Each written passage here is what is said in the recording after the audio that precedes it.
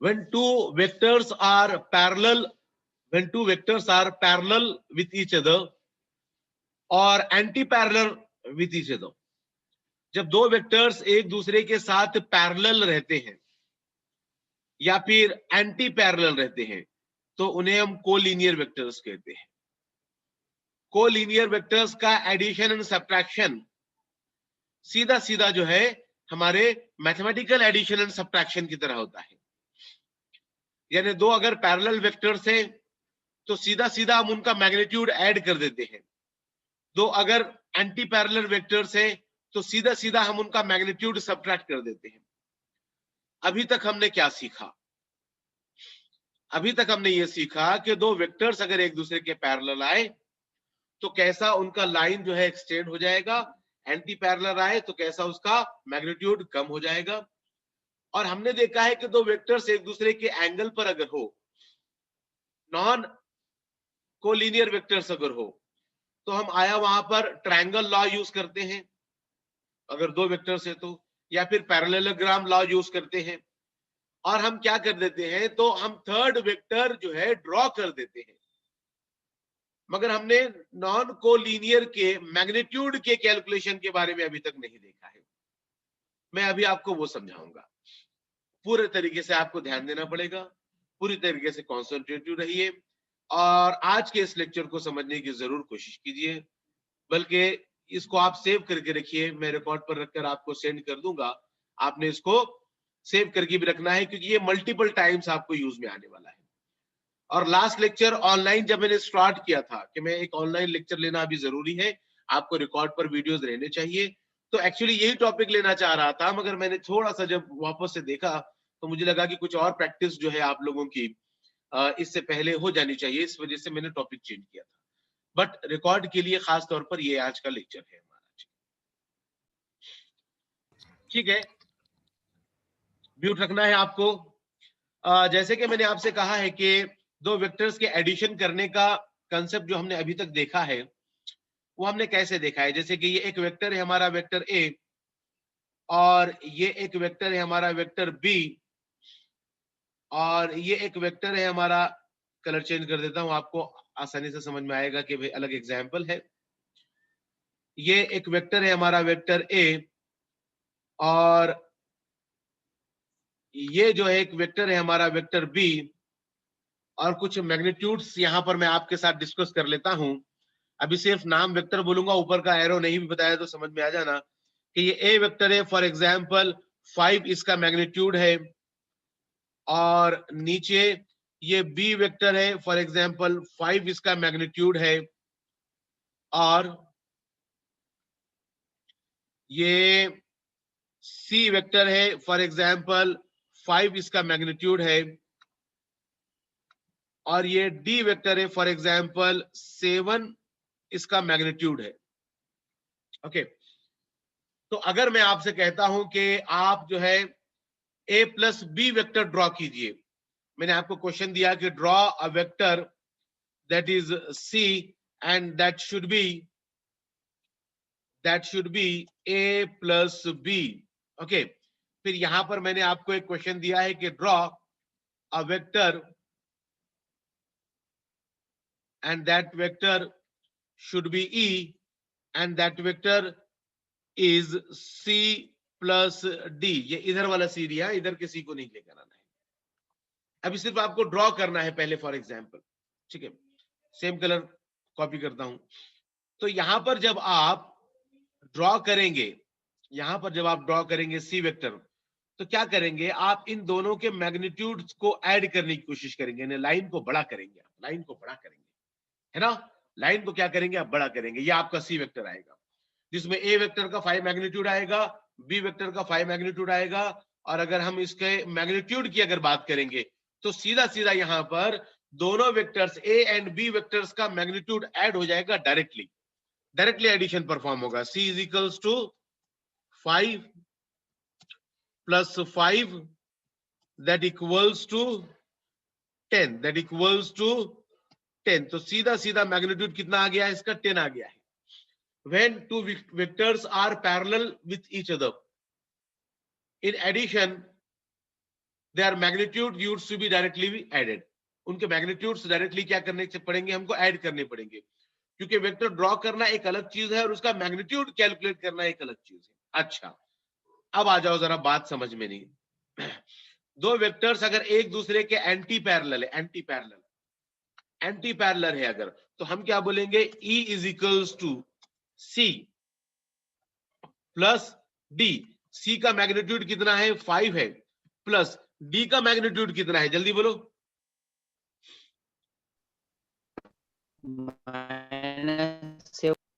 -7 है। D का magnitude, शाबाश, -7 है। इस हिसाब से इक्वल्स टू करेंगे तो आपका E आ गया -2, है ना।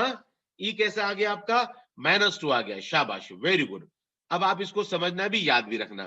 तो हम C के लिए क्या, E के लिए कैसा वेक्टर ड्रॉ करेंगे, E के लिए हम वेक्टर कुछ इस तरह से ड्रॉ करेंगे। ओके, सिर्फ 2 मैग्नीट्यूड वाला वेक्टर इधर की डायरेक्शन में ड्रॉ करेंगे। ये बात समझ में आ गई आपके अच्छे से, है ना।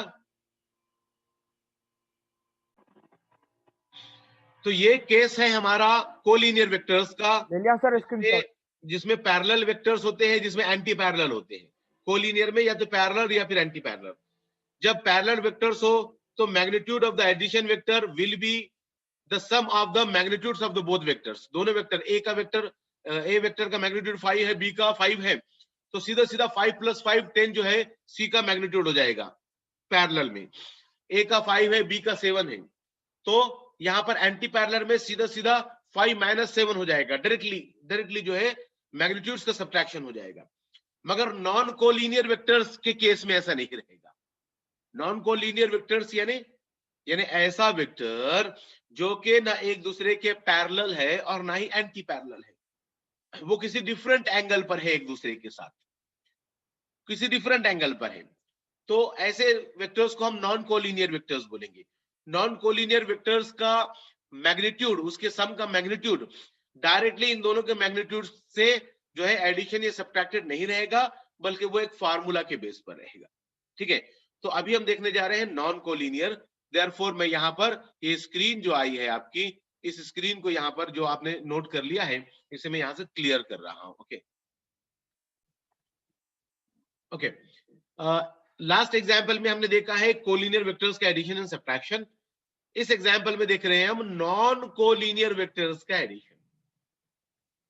अच्छा, वेक्टर ड्रॉ करना तो बड़ा आसान है और आपको मैंने बताया भी है, आपको ट्रायंगल लॉ भी मालूम है, आपको जो है पैरेललोग्राम लॉ भी मालूम है। यहां तो दोनों के टेल्स कोइंसाइड कर रहे हैं, ए वेक्टर और बी वेक्टर के टेल्स कोइंसाइड कर रहे हैं, देयरफॉर यहां पर डायरेक्टली हम पैरेललोग्राम लॉ अप्लाई कर सकते हैं। आपको पसंद नहीं आ रहा है, कोई प्रॉब्लम नहीं है, आप ट्रांसफॉर्मेशन ऑफ वेक्टर यूज कीजिए और एक का हेड दूसरे के टेल के साथ एसोसिएट कीजिए और आप जो है ट्रायंगल लॉ वहां पर अप्लाई कर दीजिए। It doesn't make any difference to the resultant. Okay, दोनों भी केस में रिजल्टेंट का कोई डिफरेंस नहीं आएगा। घुमा फिराकर आप एडिशन ऑफ वेक्टर ड्रॉ कर लेंगे, ड्रॉ, बट जब उसके मैग्नीट्यूड की बारी आएगी, जैसे कि C vector is equals to A vector plus B vector, तो सी वेक्टर ड्रॉ तो बड़ी आसानी से आप कर लेंगे, मगर मैं आपसे कहूंगा कि सी वेक्टर आप ड्रॉ कर रहे हैं तो अब उसका मैग्नीट्यूड भी कैलकुलेट किए, जैसे कि हम कोलिनियर में हमने लास्ट टाइम किया है। तो यहां पर डायरेक्ट एडिशन एंड सब्ट्रैक्शन नहीं चलेगा, एक फार्मूला है, वो फार्मूला मैं डायरेक्टली यहां पर आपको बताऊंगा और उसका मैथमेटिक्स आपको बताऊंगा, फिर उसके फिजिकल मीनिंग भी मैं आपको समझा कर दे दूंगा कि फार्मूला मतलब ड्राइव करके भी मैं आपको समझा दूंगा, मगर फिलहाल कैलकुलेशंस की तरफ जाते हैं।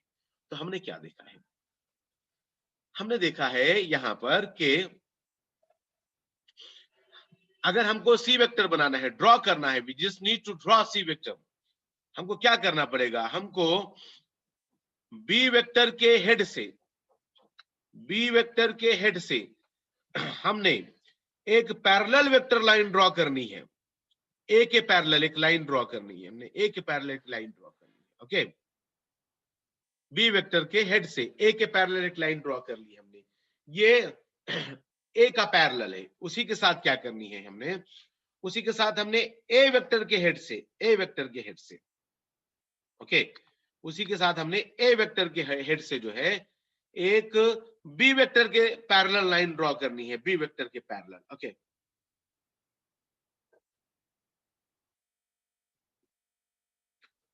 साकिब रिमोट स्क्रीन हटा रहा हूं मैं, क्योंकि पूरे एक्सेसमेंट आपको आप मांग रहे हो मुझसे, मैं दे नहीं सकता आपको। ठीक है, ठीक है।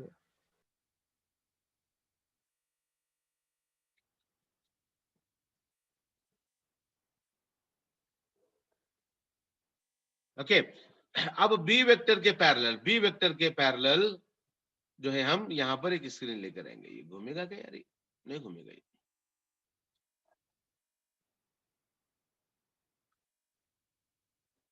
ओके, मैं यहां पर ड्रॉ कर देता हूं। थोड़ा सा अनफेयर आएगा, ज्यादा फेयर नहीं आएगा, क्योंकि मैं जो है स्क्रीन पर डायरेक्ट ड्रॉ कर रहा हूं। पेन तो चेंज कर देंगे कलर।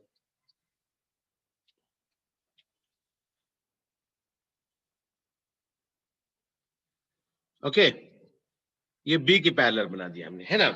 तो ये पैरेललोग्राम लॉ हमने अप्लाई कर दिया है। हम एडिशन ऑफ वेक्टर बना देंगे। चलिए ठीक है, कलर चेंज कर रहा हूं मैं। एडिशन ऑफ वेक्टर हमने ड्रॉ तो कर लिया है। ये आ गया है आपका सी वेक्टर, राइट? करेक्ट है ना? सी वेक्टर में तो किसी को कोई प्रॉब्लम नहीं है। ये सी वेक्टर यहां पर हमने बना दिया है ना। सी वेक्टर हमने बना दिया है। और इस सी वेक्टर का मगर अभी तक हमने मैग्नीट्यूड डिसाइड नहीं किया है। इसका मैग्नीट्यूड हमको कैलकुलेट करना पड़ेगा। अब इसका मैग्नीट्यूड कैसे कैलकुलेट करेंगे? तो डायरेक्ट हम कोलिनियर की तरह एडिशन और सब्ट्रैक्शन नहीं करेंगे, बल्कि यहां पर आपको एक फार्मूला यूज करना पड़ेगा। The magnitude of C vector, the magnitude of C vector is equals to root square of A vector plus square of B vector plus 2AB cos theta. आपको ये फार्मूला यूज करना पड़ेगा। Formula याद आया आपको mathematics में? School period में आप सीख चुके होंगे ज्योमेट्री में। किसका फार्मूला है ये? कौन सा फार्मूला कहते हैं इसे?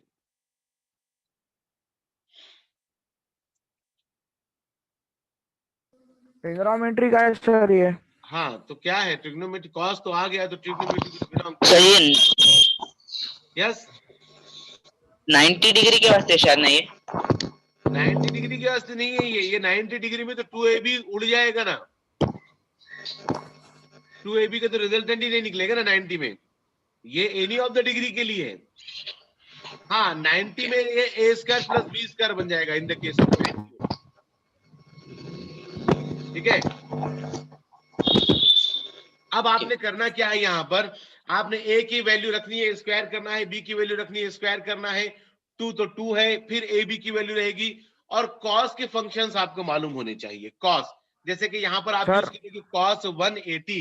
अब मैं क्या करता हूं, थोड़ा सा इसको पहले वैल्यूज पुट कर देता हूं, फिर आप कैलकुलेट करके दीजिए मुझे। ओके, मैं वैल्यूज पुट करता। जी जी बोलो सर। ये ट्रिग्नोमेट्री का पूरा डबल से याद करना पड़ता?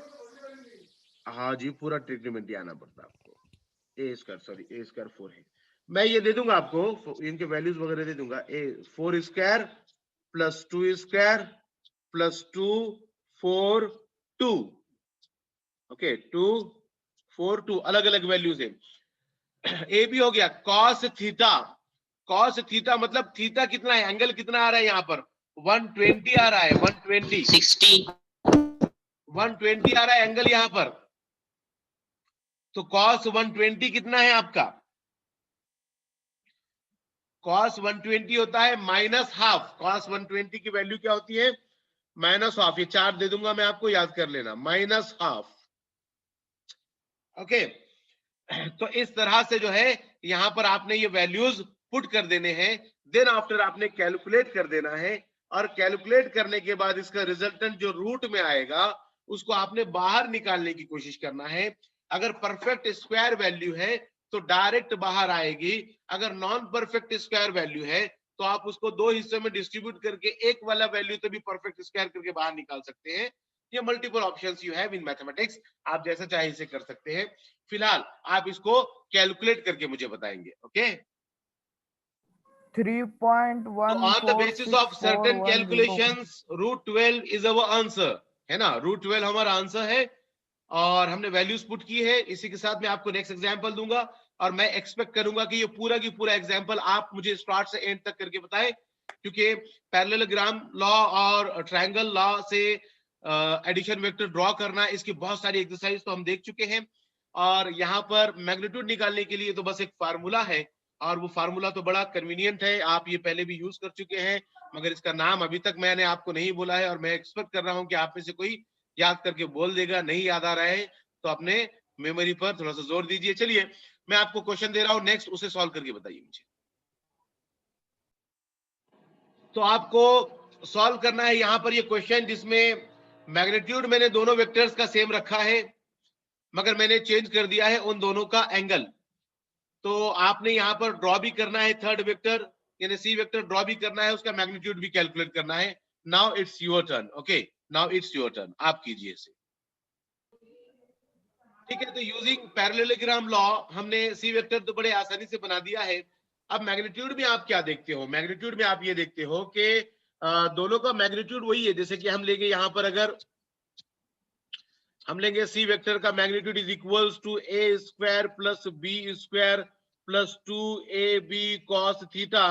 तो लास्ट एग्जांपल के कंपेयर में देखोगे आप, a की वैल्यू वही है, b की वैल्यू वही है, और 2 तो वही रहेगा, सिर्फ cos थीटा चेंज हुआ है। थीटा 120 था, उसका वैल्यू था -12, और यहाँ पर 60 आया है, ये है +12, तो -8 का +8 हो जाएगा। देयरफॉर लास्ट एग्जांपल में हमने 20 - 8 किया था, and that will be 12, but इस एग्जांपल में 20 + 8 आ जाएगा, and that will be 28, that will be 28।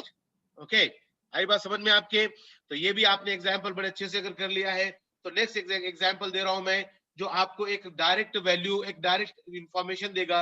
मैं आपको बताना चाहता हूं कि एक बेस्ट एग्जांपल यहां पर आपके साथ डिस्कस करूंगा। फिलहाल आप इसे नोट कर लीजिए। ठीक है, थर्ड क्वेश्चन दे रहा हूं मैं आपको। एक वेक्टर है जिसका मैग्नीट्यूड जो है 3 है, वेक्टर ए मैग्नीट्यूड 3, उसके परपेंडिकुलर दूसरा वेक्टर आ रहा है, वेक्टर बी, और इसका मैग्नीट्यूड मैंने आपको 4 दे दिया है। ओके, क्या इंफॉर्मेशन आपके पास अभी मिली है कि ए वेक्टर मैग्नीट्यूड 3 है और दूसरा बी वेक्टर मैग्नीट्यूड 4 है, और आपको क्या करना है, सी वेक्टर ड्रॉ भी करना है और सी वेक्टर का मैग्नीट्यूड भी कैलकुलेट करना है। Here is a question for you. आप विद इन अ मिनट इस क्वेश्चन को सॉल्व करेंगे फटाफट, मैग्नीट्यूड के साथ ड्रॉ भी करेंगे, मैग्नीट्यूड भी करेंगे 1 मिनट के अंदर, फास्ट। Very good. तो आप में से जितने लोगों ने ओरल आंसर दिया है, ऑफ कोर्स एब्सोल्युटली करेक्ट दिया है। मैं आपको कैलकुलेट करके बता देता हूं, एक आध जिसको कंफ्यूजन है। C is equals to root a square plus b square plus 2ab cos theta. Values put करेंगे, a का वैल्यू है 3 दैट इज स्क्वायर, b का वैल्यू है 4 दैट इज स्क्वायर, 2 का 2 है, a का 3 है, b का 4 है, एंड cos के साथ एंगल है आपका 90 डिग्री। तो मैं सबसे पहले आपको वैल्यू बतला दूं कि cos 90 होता है 0। देयरफॉर यहां पर हमने 3 स्क्वायर किया प्लस 4 स्क्वायर किया, प्लस उसके आगे का जो हम ले रहे हैं, यहां पर उसके आगे का जो ले रहे हैं हम 2 इन ब्रैकेट 3 इन ब्रैकेट 4, और दैट इज cos 90 की वैल्यू 0। तो इस 0 ने क्या कर दिया है, इतने पूरे सेक्शन को 0 कर दिया, और हर बार करेगा जब दो वेक्टर्स एक दूसरे के परपेंडिकुलर हो, लाइक अ ब्लैक होल। हाँ, जब दो वेक्टर्स एक दूसरे के परपेंडिकुलर हो तो सिर्फ ए स्क्वायर और बी स्क्वायर की वैल्यू ही हमारे लिए यूजफुल होगी, बाकी का 2ab cos theta will be 0। तो डायरेक्ट आप इसमें क्या कर सकते हैं, पाइथागोरस अप्लाई कर सकते हैं। अब यहां पर हम आगे आ जाते हैं, 3 स्क्वायर रहेगा हमारे लिए 9, और 4 स्क्वायर रहेगा दैट इज 16, और एडिशन कर देंगे तो रूट 25 आ जाएगा, परफेक्ट स्क्वायर है, बाहर निकालेंगे तो magnitude of C vector is 5। आई बात समझ में? आप में से मैक्सिमम लोगों ने इसे ओरल किया है, अच्छा लगा, बहुत अच्छा लगा, क्योंकि एकदम हमारा स्टार्टिंग है अभी मैथमेटिक्स वेक्टर्स में भी, तो जैसे हमने स्टार्ट किया है पहला दिन के कैलकुलेशन का हमारा, तो जो भी कंफ्यूजन है अगर किसी को तो नोट कर लीजिए, बाकी तो सबको समझ में आ गया, आई एक्सपेक्टेड सो। सर